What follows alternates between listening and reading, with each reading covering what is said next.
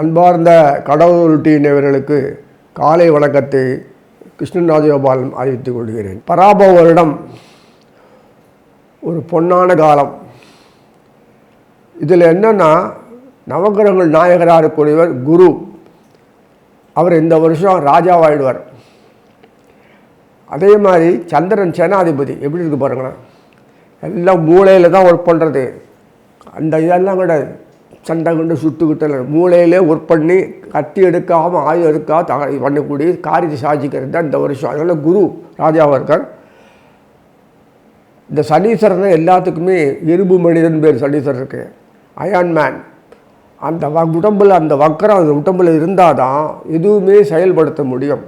பொறியியல் ஆட்டாலும் இன்ஜினியர் ஆட்டாலும் மருத்துவராக இருந்தாலும் சரி, அட்வொகேட்டாக இருந்தாலும் சரி, எதாக இருந்தாலுமே செவ்வாய் புதுசாக வழக்கு உண்டாக்குவார். அது சால்வ் பண்ணுறதுக்கு சனீஸ்வரன் பண்ணுவான். இந்த மாதிரி நிறைய அந்த சனியை மையமாக வச்சு தான் அந்த வருஷம் ஃபுல்லாக கொடுக்கறது. அது மாதமே மீட்டிங் போட்டு நடந்தாச்சு. சனீஸ்வரன் மீனத்துக்கு போயாச்சுன்னா இந்த மகர கும்பத்துக்கு கொண்டாட்டம் தான். மீனத்தில் உட்காந்து சனீஸ்வரன் அங்கேருந்து தன்னுடைய மகரம் 11 ஆகிடுறது. அதே மாதிரி ஐனசோன போகமானது கும்பம். எப்படி பண்ணுறாரு பாருங்கள். குரு காய நகர்த்தி மெதுவாக அங்கேருந்து கடகத்து வந்த உடனே அங்கே உட்கார்ந்தவரை தான் குரு போயிச்சானா ஒரு 3-4 மாதம் வரைக்கும் உட்காந்துருக்கும். அப்புறம் அதிசாரத்தில் போகிற விஷயம் பார்த்துட்டு ஆட்டோமேட்டிக்காக ஃபுல்லாக சுக்கிரனோடையும் சரி, புதனோடும் சரி, செவ்வாயோடும் சரி எல்லாம் உட்காந்துட்டு டீம் ஒர்க்காக உட்காந்துட்டு காலையில் பார்த்துட்டு அங்கேருந்து நேரம் எல்லாம் அப்படியே வாரி வழங்குறார். சனீஸ்வரர் எல்லாம் வாங்கி வச்சு அனுபவிக்கிறார் ஃபுல்லாக. இது தொடர்ந்து நடக்கும். ரொம்ப ஆச்சரியமான விஷயம். குரு சனி தொடர்புனால இந்த வருஷம் ஃபுல்லாகவே பிரமாதமாக இருக்கும். நாடு தமிழ்நாடு, ஆந்திரா, கேரளான்னு இல்லாமல் ஒரே பாரத நாட்டில் எல்லாம் செழிப்பாயிருவாங்க. எப்படி தான் அந்த இண்டஸ்ட்ரி டெவலப் ஆகுது எனக்கு புரியவே இல்லை. மடமடன்னு ஆகிடும் எல்லாம். சாதாரண ஆள் கூட வானத்தை பார்க்குற அளவுக்கு உயர்ந்துருவான். செல்வத்திலையும் கௌரவத்திலையும் அறிவிலையும் எல்லாம் உயர்ந்துடும். இந்த இங்கிலீஷ்கார புக்கை படித்தா தான் அவனுக்கு பட்டம் படித்து பக்கத்தில் போடுகிற மாதிரிலாம் இல்லை. எப்படி வருதுன்னு தெரியல. அதெல்லாம் அந்த அளவுக்கு எல்லாமே விளைச்சல் சூப்பராக இருக்கும். தின்றதுக்கு ஒரு குறைச்சல் இல்லை. என்டர்டைன்மெண்ட் நல்லா இருக்கும். ஆனால் அவங்களுக்கு ஃபுல்லாக அந்த ஆன்மீக தொடர்புக்கு டூர் போகிறது, வீட்டு ஃபங்க்ஷன் பண்ணுறது, அந்த ஃபங்க்ஷன் இது நிறைய எக்கச்சக்கமாக இருக்கும். அதான் அவங்களுக்கு பொழுதுபோக்கு ரொம்ப அருமையாக இருக்கும். உறவுகள்லாம் நல்லா பலம் பெறும். வியாதி நோக்காடு அது இது அதெல்லாம் பார்த்தோன்னா ரொம்ப அடித்தளத்தை போயிடும். அது இத்தனை நாளாக இருந்து தான் எப்படி பாட்டிது நமக்கு தெரியாத அளவுக்கு உடம்புல தெம்பு வந்துடும். டானிக்கே சனீஸ்வரன் தான். எதுக்கு சொல்கிறேன்னா, ஒவ்வொரு முதல் இந்த சித்திரை பார்த்தாலே உங்களுக்கு தெரியும். ஆரம்பத்திலேயே வரிசையாக வருது.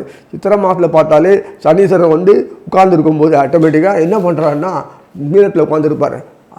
புதன் கூடைய சனீஸ்வரன் செவ்வாய், புதனோட செவ்வாய், புதன் செவ்வாய் ஒன்றா சேர்ந்துருப்பாங்க. இங்கே சண்டையெல்லாம் கிடையாது.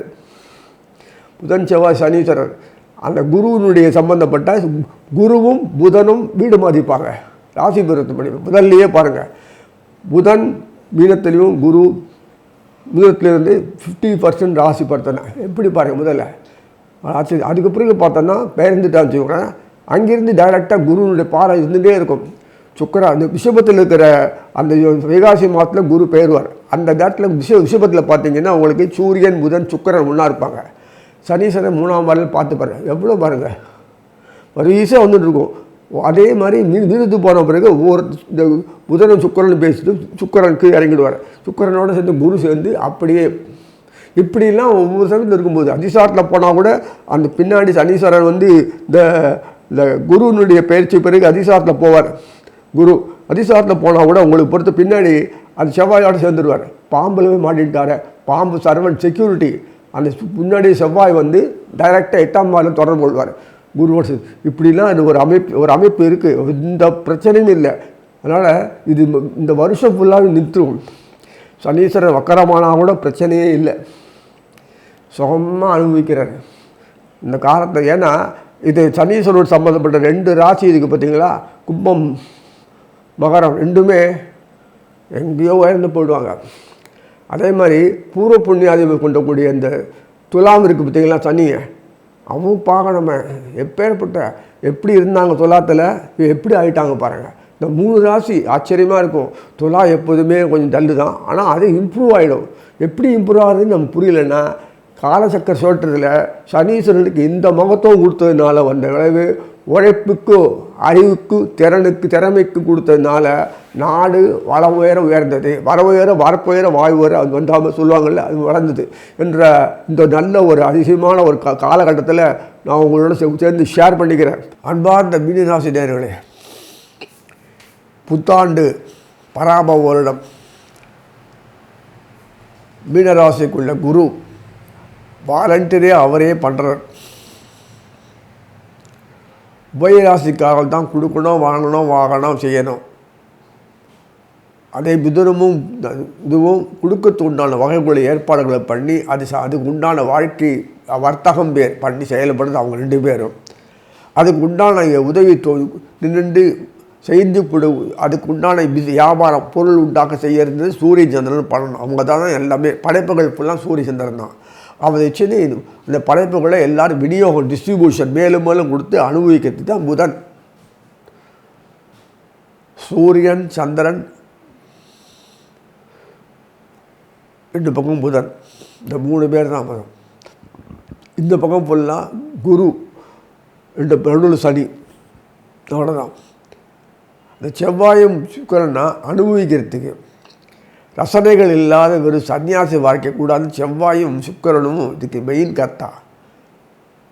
அனுபவிக்கிற வாழ்க்கையில் புகபோகங்கள், அந்த டேஸ்ட்டு செவ்வாய் அதெல்லாம் வேணும்னு வாழ்க்கை வளங்களை அனுபவிக்கணும், பகவானோடு அனுபவிக்கணும். அதுதான் அந்த செவ்வாயும் சுக்கிரனும் கொடுக்கறது. சனீஸ்வரர் உழைக்கணும், எது ரிசல்ட்டு ஐ டோன்ட் பாதர், எனக்கு உழைச்சி என்ன பண்ணி நான் நினைப்பணும், வேறு வழி தெரியாது. அந்த அறிவு இத்தனைக்கும் அந்த அறிவு மங்கி போயிடுது அவருக்கு. ஆனால் அவருக்கு தெரிஞ்சது என்ன, உழைக்கணும், எப்படி இருந்தாலும் உழைக்கணும். ஏகப்பட்ட ரூபா கொடுத்து இன்வெஸ்ட் பண்ணி ரொம்ப இண்டஸ்ட்ரி ரன் பண்ணி அதெல்லாம் பண்ணினா தான் அந்த பொருளை உண்டாக்குறதுன்னா அவங்க எப்படி துருணில் வச்சு எங்கே சாதிக்கிறாங்க. சனீஸ்வரன் சம்மந்தப்பட்டு ஒரு ஃபார்முலா ஒரு ஐடியா பண்ணால் அதுவே பெரிய சாதனை. ஐஐடி ஸ்டூடெண்ட்ஸ்லாம் பண்ணுறாங்க பாருங்கள், நிறைய நல்லமோ பண்ணுறாங்க, பிரபலமாக இருக்குது. அது இத்தனை நாளாக இப்போ தான் வெளியில் வருது. சரி, இந்த மீனராசி பொறுத்தவர்களுக்கு ஏன் அப்படி சொல்கிறேன்னா, அயனசயன போகஸ்தானாதிபதியும் லாபஸ்தானாதிபதியும் புதன், இந்த சனீஸ்வரன் தான். சனீஸ்வரன் லாபத்தை எப்படி கொடுப்பார்னா, வீதிஸ்தானாதிபதியே சுக்கிரன் சனி தொடர்பு கொண்டாலே உங்களுக்கு லாபம் வந்துடும். அட்ராக்ஷன் யூஸ், அதனுடைய பயன்பாடு அட்ராக்ஷன், லெஸ் காஸ்ட்டு குறைச்சல், இதெல்லாம் இருக்குல்ல பிரபாவம், அதெல்லாம் ஈல்டு நிறைய வரும்.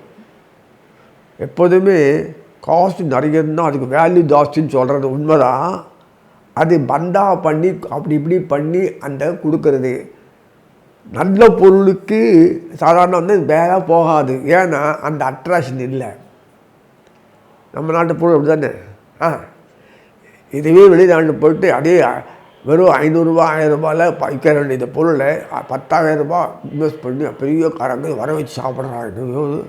அட்ராக்ஷன் கன்றாவியாக இருக்குது கேட்கும்போது. இதுவும் நிறைய விஷயங்கள் சொல்லலாம் அதை பற்றி. ஆனால் பாடம் இப்போதைக்கு மீனராசி நேயர்களுக்கு வாழ்க்கையில் சாட்டிஸ்ஃபேக்ஷன் அடையணும், திருப்தி போதும், இது இப்படியே தான் இருந்துருக்கிறதுக்காக என் உடம்பு சரீரம் அதே மாதிரி இருந்ததுன்னா அனுபவிச்சுனே இருக்கலாம். அது வாழ்க்கையில் வைராக்கியம் எல்லாத்தையும் ஓரளவு போதும் நிலையை கொண்டு வரதுக்கு தான் மீனம் அமைப்பே. காலபுருஷனை கேட்கணும், ஏன் அப்படி இருக்குன்னு கேட்காதீங்க.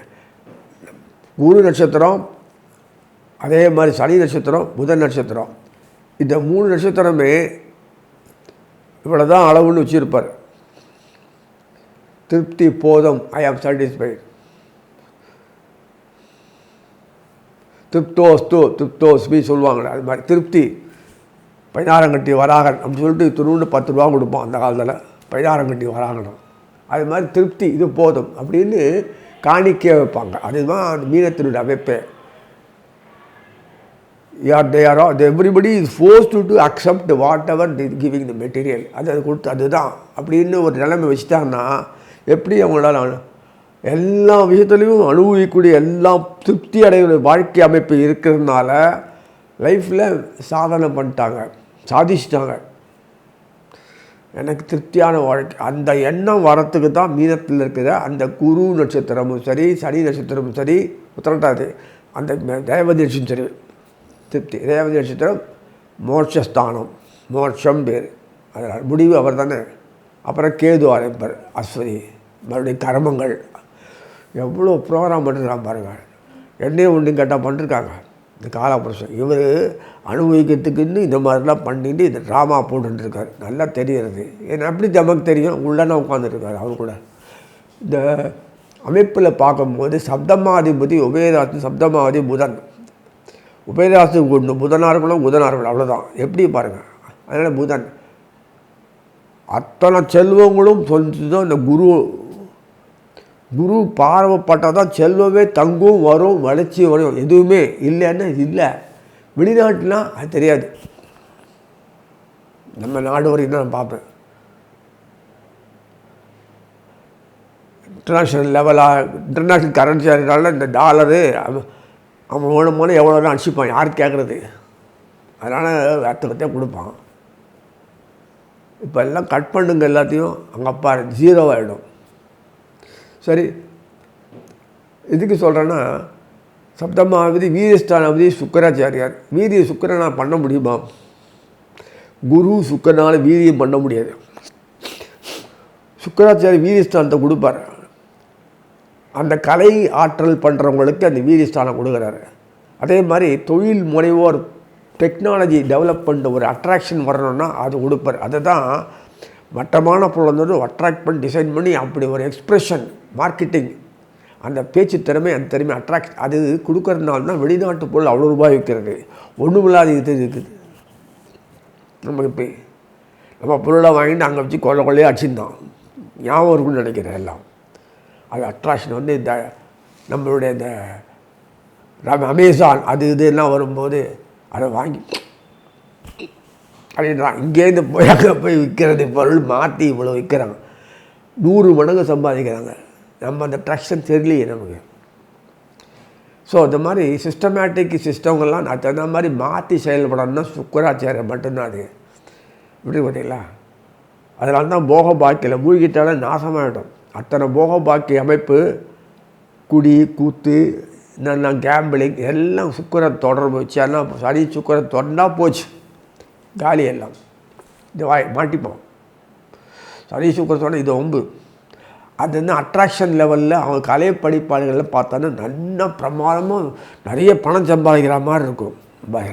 அவ்வளோ போக பாக்கியம் பாழாயிடும். அது நம்பி ஏமாந்து வாழ்க்கையை 0 ஆக்கிடுவாங்க. கலைஞர்கள் தொழில்களுமே அப்படி தான். கலைஞர்னா ஏழவனா சினிமா ஆக்டராக இருக்கலாம், ட்ராமா ஆக்டர் இருக்கலாம், சம்மந்தமில்ல இருக்கலாம், ஏதோ இருக்கலாம், பணம் மாதிரியே கட்டுற மாதிரி இருக்கும். பார்த்தா ஒரு ஃபைன் மார்னிங் எல்லாம் 0 தெரியல. அது சுக்கராச்சாரியர் பண்ணுற வேலை. சுக்கர சனி சேர்ந்து கதை. ஆற்றல் சுக்கர சனினால்தான் அந்த ஆற்றல் கொடுக்குறாரு. அதே போகத்தில் போனால் சனிக்கு பிடிக்காது, 0. எப்படி இருக்குது பாருங்க. சுக்கராச்சாரி தான் இன்னும்.